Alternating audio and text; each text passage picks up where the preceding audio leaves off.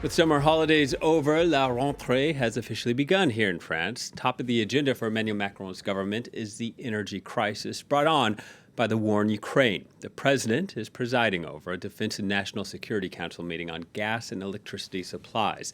There are fears there could be power cuts in the coming months.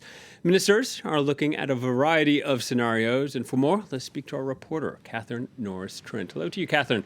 You're a stone's throw away from where this meeting is taking place, but first, as context, just how severe is the crisis in France? Hello there, Will. This is a big priority for the French government. Energy security is pretty much top of the government's agenda, hence the top-level government meeting. So Emmanuel Macron hosting the Prime Minister, the Economy Minister and Energy Minister for talks on what more they can do to keep the lights and the heating on as France goes into autumn and winter. Before the Russia's invasion of Ukraine, France used to get coming up for 20% of its natural gas from Russia, so they've had to diversify. Some of that supply has already been switched off by Gazprom to French energy firms. Electricity as well. Usually France is a net exporter of electricity because it generates a great deal from its domestic power plants.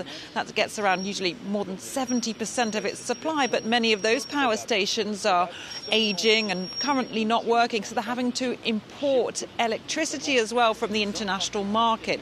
So things are becoming very difficult for the French government. For the moment, for consumers, they've been protected by French state action for quite some time because the government here has capped price rises. So for electricity, price rises for the whole of this year have been capped at 4%. Very different situation, for example, than in the UK, where they're rising several 100% for consumers. And natural gas supplies for French households have been frozen for the rest of the year. So we'll have to wait and see whether those price caps and freezes will stay in place. But for the moment, the French state is taking on a lot of the cost, which is a huge bill amounting to billions of euros for these energy prices. And they're trying to find other sources of supply.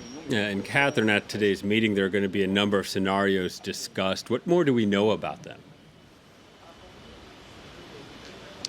Well, we're going to be looking to see if there are any more measures for French households. Already there has been a 65 billion euro aid plan announced recently, including €100 checks for the poorest French households and fuel subsidies, as well as these price caps. So we're looking for concrete measures on whether the price freezes and price caps will be extended. The French government is also nationalising EDF, Électricité de France. It bought up the remaining 16% of shares there. So they are taking action. It'll be really interesting to see if there are further concrete measures proposed. They're also asking French people to cut down on their electricity consumption, households and businesses, telling them to keep the heating down and keep the air conditioning down, even in summer.